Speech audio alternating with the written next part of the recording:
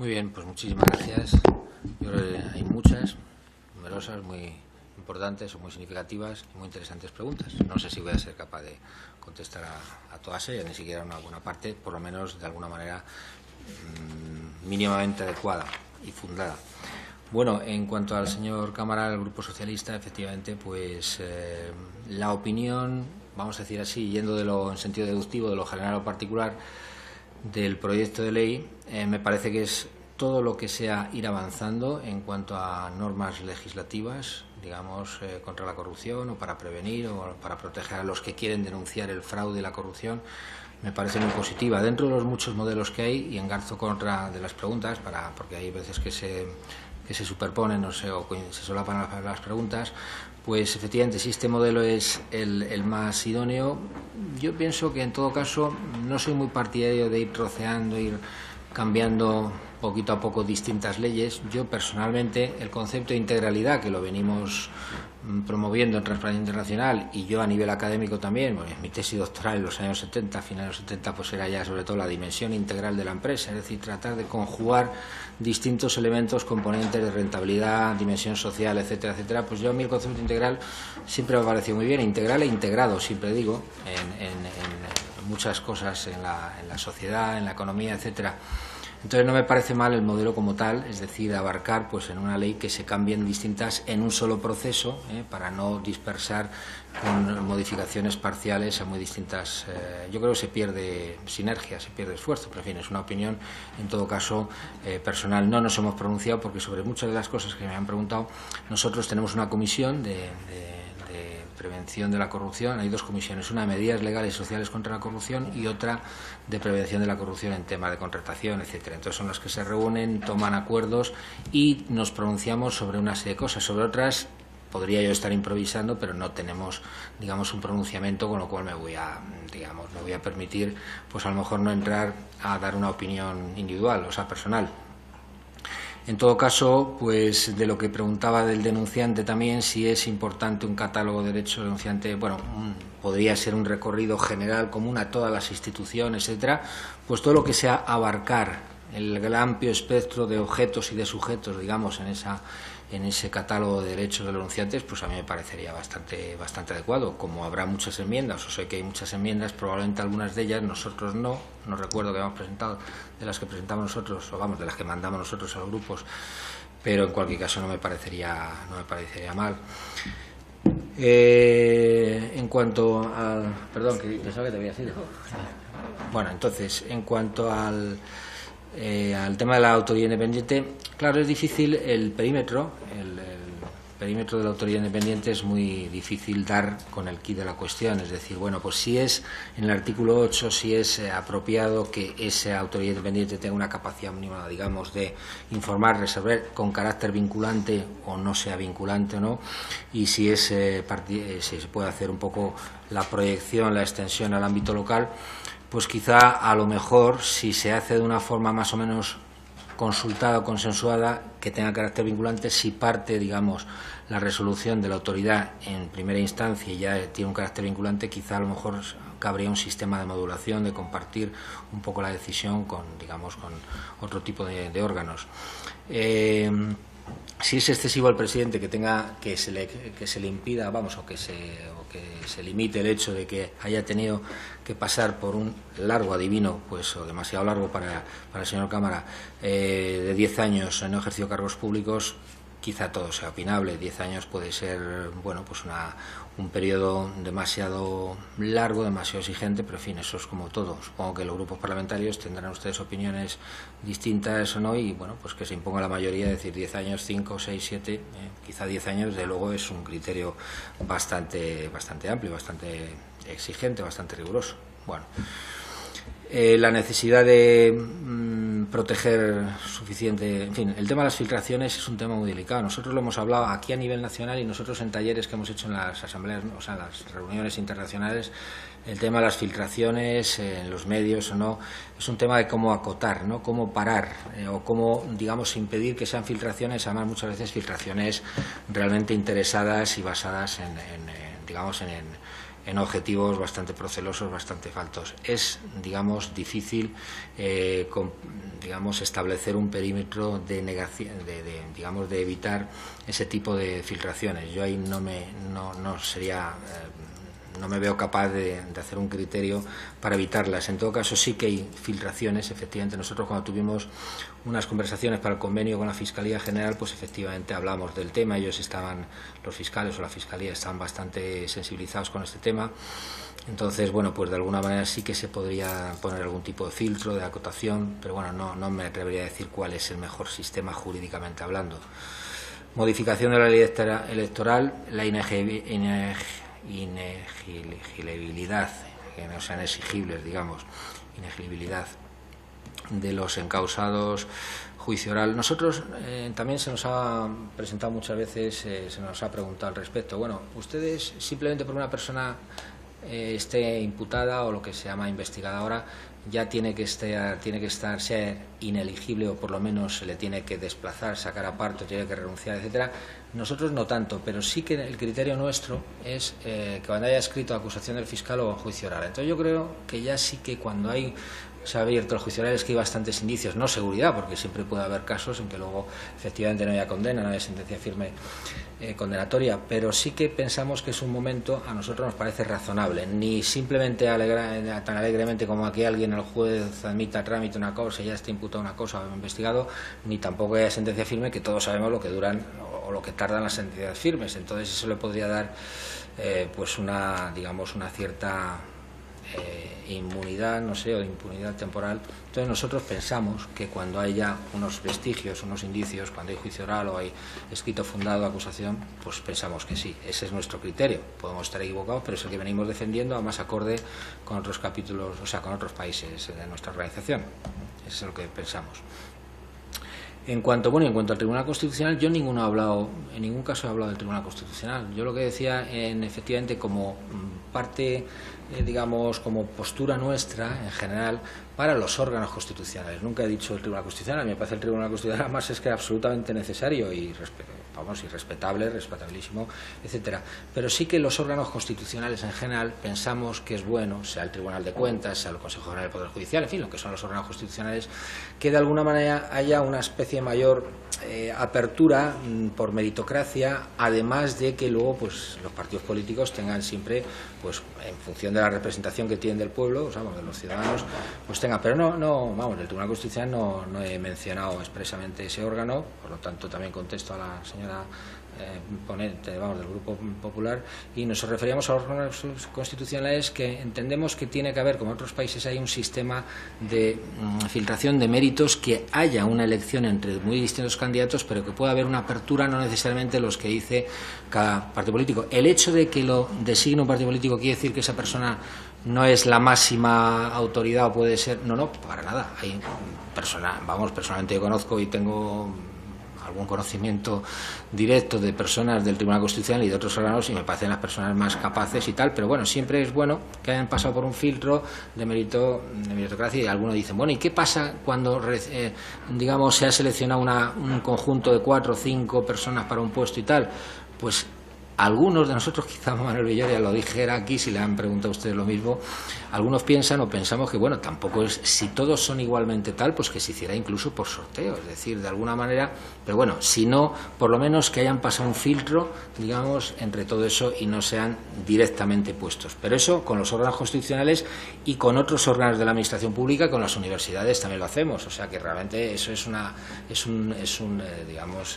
algo inherente, que todas las personas que pasan, que sean seleccionadas, pasen un filtro o una especie tal, pero no quiere decir en absoluto que ni las personas del Tribunal Constitucional ni las que forman parte de los consejeros del Tribunal de Cuentas, por el hecho de que hayan sido designados por partidos políticos, no sean capaces. Pero bueno, siempre es bueno que lo demuestren, o sea, que se demuestre un poquito, Vale, no quiero entrar, y repito que el Tribunal Constitucional no he hablado de él porque a mí me parece un órgano fundamental y además en todos los momentos.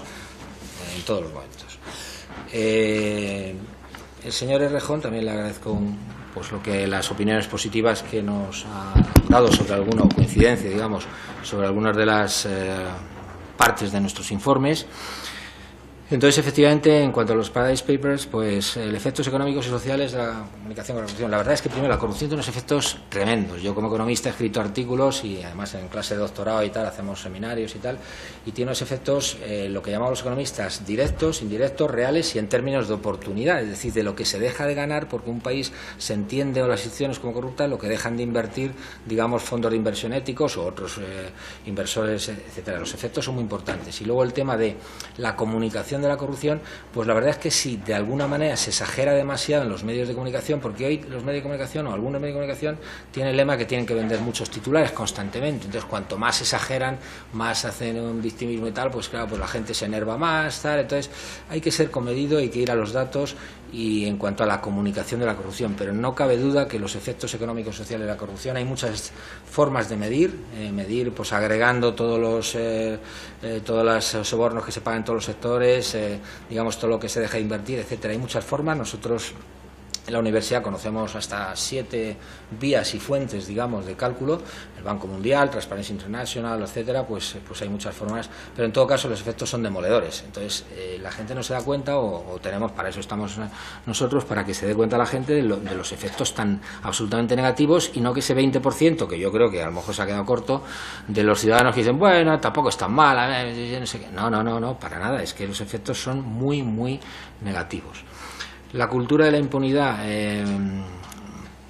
pues efectivamente hay que huir de que efectivamente la visión ciudadana, que haya una cierta impunidad. Nosotros cada vez somos, creo, menos tolerantes, menos laxos con la corrupción, pero efectivamente lo que tenemos que es ir acotando entre todos, ir siendo cada vez más exigentes, más estrictos en todas nuestras manifestaciones, en la vida, en el trabajo, en lo que sea, para abordar esa posible visión que tienen los ciudadanos de que hay una impunidad y que siempre los más ricos, además, los más tal, son los más poderosos. También es cierto que los más ricos, vamos a suponer, los más poderosos, etcétera, tienen más medios a su disposición, medios técnicos, medios jurídicos, medios tecnológicos, tienen la posibilidad de darle a una tecla y mandar 10 millones de euros en un instante, en nanosegundos, que ya están en un paraíso fiscal, etcétera.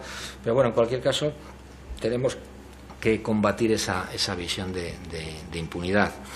Los canales de denuncia, nosotros somos partidarios, efectivamente, y por eso también una de las enmiendas era que tenemos que hacer extensivo el tema de los canales de denuncia no solamente a las administraciones públicas, sino también, ojo, a las empresas públicas. Las empresas públicas es una asignatura pendiente por parte de todos, o sea, por parte de los economistas, por parte de todos. Las empresas públicas son un semillero, o algunas, vamos a decir así, no quiero tampoco pensar en ninguna en concreto, pero son un semillero de irregularidades, de altísimas retribuciones opacas muchas veces, de contratos, o sea, de alguna manera las empresas públicas tienen que ser tan transparentes y tan reguladas y tan controladas por la sociedad civil, por la ley, sobre todo, por las normas legales, por los jueces, etcétera, que las entidades públicas. Eso es un hecho. Y luego también el mundo privado, es decir, efectivamente nosotros pensamos y estamos siempre propiciando que en las empresas hay canales, en las grandes empresas sobre todo, hay canales de denuncia anónimos, etcétera, para que se puedan investigar. Y bueno, pues ahí un poco el umbral entre confidencialidad, anonimato, etcétera, pues es muy fino a veces, ¿no? Pero por lo menos que haya confidencialidad. Y luego el anonimato sí que da lugar a veces, y ya conecto con otras preguntas, abuso, que la gente dice, bueno, si yo no me voy a tener ni siquiera que identificar con nadie, yo voy a soltar la denuncia y nadie va a saber quién la ha hecho. Pues eso anima mucho a gente con malos fines o con fines, digamos, ilícitos, pues a poner digamos, a caldo, vamos a decir así, o denunciar cosas que no tiene sentido, que luego se ven. Claro, ¿dónde se pone el filtro? ¿Hay que investigar absolutamente todo? No, pero en cualquier caso sí hay que ver indicios, si está documentada la denuncia, si pone datos. Bueno, pues a lo mejor no es difícil contrastar algunos datos para decir, bueno, pasa una fase segunda. Si no son más que exclamaciones, tal, no sé qué, no sé cuántas descalificatorias, como nos llegan a nosotros a veces correos, pues es que no hacemos ni caso, porque claro, ni se lo mandamos al Defensor del Pueblo, por nosotros veiculamos Defensor del Pueblo, Fiscalía Anticorrupción, Fiscalía Medioambiental, depende, pero cuando hay cosas que no tienen, que no son más que personas que se dedican o tienen mucho tiempo para fastidiar a los demás o para criticar o para injuriar a los demás, pues no. Entonces, claro, es difícil decir, pero bueno, lo principal es que haya una cierta confidencialidad y que en todo caso pueda haber un tipo de esto, pero protegido, es decir, un tipo de confidencialidad protegida. La autoridad independiente, el caso de la Comunidad Valenciana, la verdad es que no lo conozco, sinceramente, pero bueno, en cualquier caso, la autoridad independiente está delimitada. Yo, por lo que he visto, es una autoridad bastante integrada, o sea, en cuanto a competencias, en cuanto a poder, etcétera. Yo sé que hay algunas enmiendas que probablemente modulen ese tipo de cosas, entonces quizá cuando salga el texto pues será algo distinto a lo mejor a este, y los límites de los 3.000 euros pues a lo mejor se cambien o no, pero en fin, en cualquier caso pues es difícil también opinar, porque siempre es en cuestión relativa. Los 3.000 euros son en proporción a ¿qué? A la infracción, etcétera, etcétera, pues tiene que haber una especie de proporcionalidad normalmente. La regulación de los lobbies, pues efectivamente lo que se decía en este estudio es que mucha gente piensa, el 88% de los ciudadanos encuestados, que la gente, los españoles ricos, vamos a decir así, la gente pues tiene más capacidad de influencia. Eso ha sido siempre así, pero en tanto en cuanto establezcamos medidas de transparencia y control social, pues incluso los ricos tendrán que pasar por la transparencia, por el control social, y por lo tanto disminuirá el nivel de influencias. Y luego ya pues bueno, pues una serie de medidas de los lobbies. Nosotros somos partidarios, y así lo hemos propuesto en un position paper que tenemos, sobre el tema de que es muy importante que haya un registro de lobistas, que por supuesto se publiciten las agendas, las reuniones, sobre todo cuando son con órganos públicos, que haya un código ético, que de alguna manera pues haya transparencia, regulación, control, conocimiento. Los lobbies en sí mismos pensamos que no son malos. Nosotros hemos debatido también a nivel internacional el tema de los lobbies. Los lobbies es una forma de acercar los ciudadanos al poder, o sea, a ustedes, a los legisladores. Entonces, si se hace bien, se hace de forma transparente, pueden mejorar los textos de muchas leyes, porque lógicamente pues los señores diputados o los que se encargan de legislar no son expertos en todo. Entonces, siempre hay muy buenas posibilidades de mejorar los textos legales, aunque sean con cuestiones técnicas, y si se hace el tema transparente, registrado, etcétera. No tenemos. Nosotros, en Transparencia Internacional, decimos, no, es que nosotros somos un lobby. ¿Por qué? Porque intentamos presionar a los partidos, a los órganos, etcétera, para que mejoren. O sea, somos un lobby social. Nosotros no tenemos, como es lógico, intereses ni vinculaciones empresariales ni nada, pero somos un lobby. O sea, que los lobbies en sí mismos no son malos. Lo que pasa es que lo que es importante es que se haga el tema transparente. Cuando los lobbies van para proteger los derechos de una empresa, de un clan, de un grupo de empresas, etcétera, en detrimento del interés social, ahí sí que hay que identificarlo y perseguirlo de alguna manera. Pero los lobbies en sí mismos no son un ente demoníaco, vamos a decir así, en el origen. El señor Prendes de Ciudadanos, pues bueno, pues sabemos que efectivamente nos siguen bastante y que de alguna manera pues nos hacen mucho caso, en el sentido de se lo agradecemos muchísimo, pues que es una vía de que, digamos, por vía de los partidos, pues, o de un partido, también por otros, porque sabemos que ahí nos aceptan y están de acuerdo otros partidos, pero bueno, quizá ustedes en ese sentido sí que son más receptivos, vamos a decir así, con nuestras listas de propuestas, nuestros informes, etcétera. Efectivamente está mal que, vamos, eso ya lo hemos dicho, el 19% de los ciudadanos consideran norma de corrupción, no es admisible en un país desarrollado como el nuestro, en un país bastante avanzado, moderno, etcétera, no se puede admitir.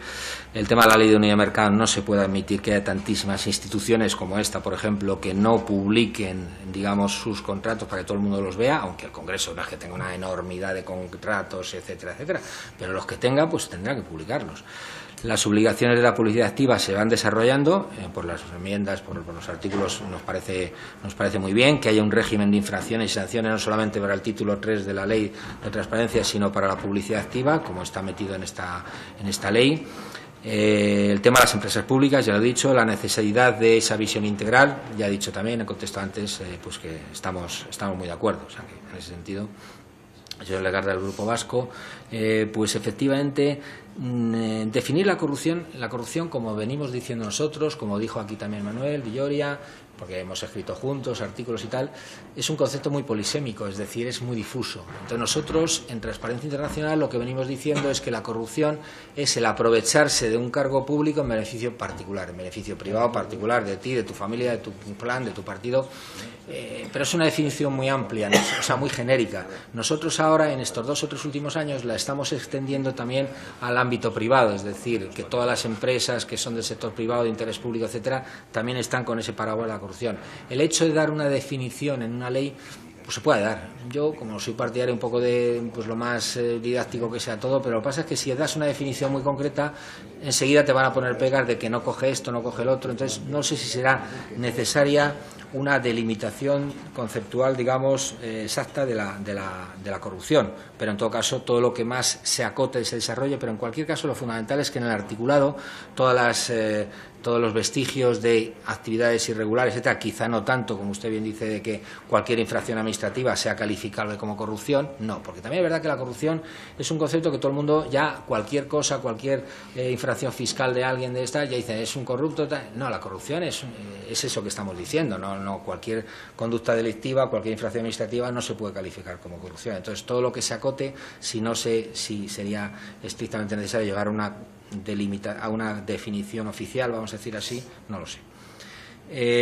Subsumir la oficina de conflicto de intereses dentro de la autoridad independiente. Bueno, pues efectivamente quizás sea importante si se subsume, pero que tenga una importante cantidad, un importante nivel de autonomía, aunque esté de alguna manera vinculada. Pero siempre es importante que las instituciones, las oficinas, en este caso agencias, conserven su propia capacidad de autonomía. La señora diputada del PP, el Tribunal Constitucional, credibilidad. Bueno, pues nada, digo lo mismo que el señor Cámara, que el Tribunal Constitucional no he hecho ninguna referencia concreta al Tribunal Constitucional. Me refería a los órganos constitucionales que en tanto en cuanto pues se establezca un mayor filtro, etcétera, pues en cuanto a pero vamos, obviamente pues no se puede dudar a priori de que las personas que están en los tribunales tengan alguna duda o falta de credibilidad, así a priori, o sea que siempre es bueno eso. Entonces ya no voy a entrar más en el tema. El tema de la protección de datos personales, la divulgación, bueno, efectivamente la divulgación tenemos que tener cuidado siempre en qué datos personales, quizá la propiedad de una empresa, etcétera. Nosotros en Transparencia Internacional venimos defendiendo que en todos los países haya una identificación del beneficiario real, controlador de la empresa. Más datos personales quizá no. Nosotros aquí en este país, o sea, en España, tenemos la cosa de que la ley de transparencia obliga a la transparencia, la ley de, como ustedes saben, de protección de datos es una ley orgánica, tiene más peso, más rango que la ley ordinaria de transparencia. Entonces, para que no haya conflicto, pues siempre será muy importante acotar, pero ya en cada caso, no se puede decir así, generalizar. La ley de control financiero de los partidos políticos me ha parecido un avance. Todo lo que estamos en este país avanzando en estos últimos años, sea digamos por iniciativa de quien sea, esta ley, esta proposición de ley, las leyes que han salido, me parece que son avances que respecto al ERIAL que teníamos hace 6 o 7 años, me ha parecido, y esta es un avance muy importante. Bueno, pues en fin, razones, ya veo que me pasa el tiempo, pero en fin, muy brevemente, las razones de la falta de denuncia que pueden ser, pues hombre, hay de todo. Nosotros, como nos llegan muchos casos y etcétera, pues hay gente que sabe que le van a despedir en cuanto diga algo de su empresa, porque sí, porque se sabe. Por eso establecemos que canales de denuncia en las empresas, en las entidades públicas también, etcétera. Hay causas legales, sociales, la gente es muy prudente o no, pues es lógico también, ¿no? Entonces, en cuanto haya una protección efectiva contra los denunciantes, cualquiera de estas causas, sea por causas legales, sociales, personales, psicológicas a veces, pues también será un avance importante. La cultura del fomento de la denuncia, yo creo que tenemos que huir de esa idea de que los denunciantes son chivatos. Aquí en España seguimos con la cosa de los chivatos, cuando éramos pequeños en los colegios, es un chivato. No, es que son gente que cumple con la obligación legal de denunciar. Nosotros conocemos casos en algunos países que han denunciado a sus propias familias. Si alguien ve que algo está mal, pues lo denuncia, aunque sea un familiar. Pues bueno, pues eso es un concepto que nosotros tenemos que ir avanzando en ese sentido. La inexigibilidad, esperanza de sentencia firme, bueno, ya contesta un poco al señor diputado, al señor Cámara. Y la corrupción en los juicios paralelos, los medios de comunicación, yo no soy partidario efectivamente de que haya tantos juicios paralelos, que el medio de comunicación alegremente pues repliquen todos los tuits, porque hay gente que, en fin, que hay demasiados juicios paralelos en los medios, o en algunos medios de comunicación, no en todos, y entonces estamos, digamos, como causas absolutamente diversificadas, diversas, dispersas de juicios paralelos en temas de corrupción, y eso es de luego injusto, porque una persona, en cuanto la difaman en una red, luego no puedes a todos los que han leído eso porque se ha difundido, no puedes rectificarle, porque son otros muchos, con lo cual ya le has fastidiado la vida a lo mejor a alguna persona simplemente por esa acusación falsa o demasiado precipitada, etcétera, que se difunde y ya está, y a alguien le fastidian del todo. No sé, esa es la idea. He tratado de contestar la mayor parte, al menos, de las preguntas. Muchas gracias, señor Lizcano. No, ha estado usted muy extenso. Yo creo que todos se han quedado